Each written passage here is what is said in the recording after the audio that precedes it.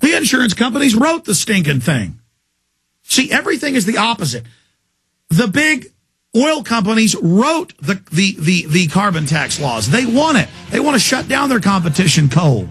That's on record. Just look at all the advertisements in the newspapers and magazines and TV from BP and ExxonMobil and Dutch Roll Shell calling for carbon taxes. I was in the airport in Los Angeles. Half the billboards in the concourse were about carbon taxes, and it was all oil companies and computer companies pushing it. We'll be right back with more news, your calls, and Lindsey Williams. Stay with us. Yeah, country boys are putting fluoride in your water now. Brain damaging you. Going to stand up against that? I can plow a field all day long. I can catch catfish from dusk till But can you keep your kids off Prozac and Ritalin? I've seen the statistics. They put more kids out in the country in this nation on drugs than anybody else. Because country folks worship their doctors. Gonna wake up to that?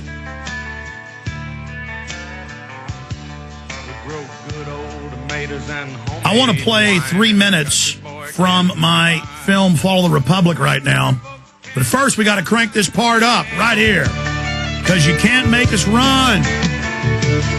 Because you can't starve us out and you can't make us run. Those when them old boys raised on shotgun. All right, let's go ahead and go to a clip from Follow the Republic dealing with Barack Obama becoming the chairman of the UN Security Council. For anybody out there who's in denial, here it is. The finance heads of the 20 industrialized nations met again in late September of 2009 at the G20 summit in Pittsburgh, Pennsylvania. At that meeting, ministers called for an end to the dollar as the world reserve currency. They also called for a strengthening of global governance and called for a new world order. While the bankers were busy carving up the world at the G20 summit, Barack Obama was in New York City at the United Nations because he's got a new job to chair the United Nations Security Council, the most powerful position in the world government body. President Obama does what no other U.S. president ever has. As President Obama presided over the UN's most powerful body, that would be the Security Council. 6,191st meeting of the Security Council. For a couple of hours, you could say Mr. Obama was president of the world. It is the story of a world that understands that no difference or division is worth destroying all that we have built. In my own country, it has brought Democrats and Republican leaders together. Leaders like George Shultz, Bill Perry, Henry Kissinger, and Sam Nunn, who are with us here today. Barack Obama is the first president to hold two posts simultaneously. And there's a good reason for that. It's illegal. Article 1, Section 9 of the Constitution forbids any U.S. president from serving any foreign government or institution. He swears an oath to protect and defend the Constitution of the United States. But now Barack Obama has sworn allegiance to the global government and the United Nations that he heads up. Let that sink in real good.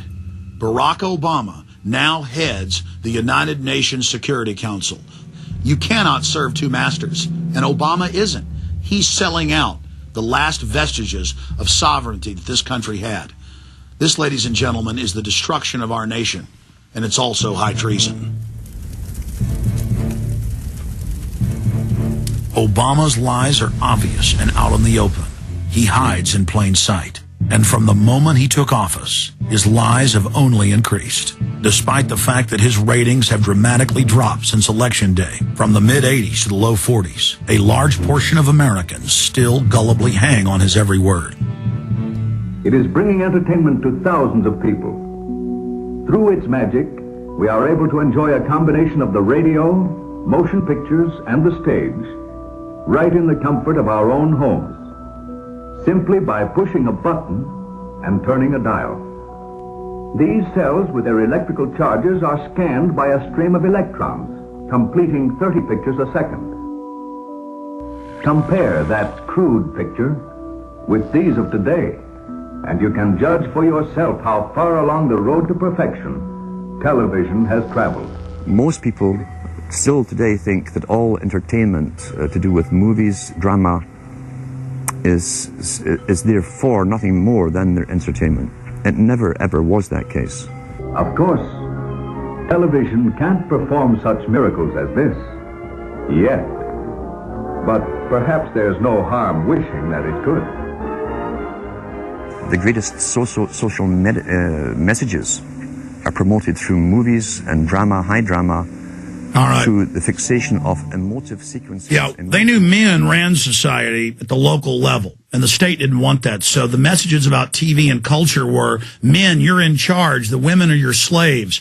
That was the message in the 50s, and the CIA is declassified. It was meant to enrage women to then rebel in the 60s so they could break the family up. Now they've done it.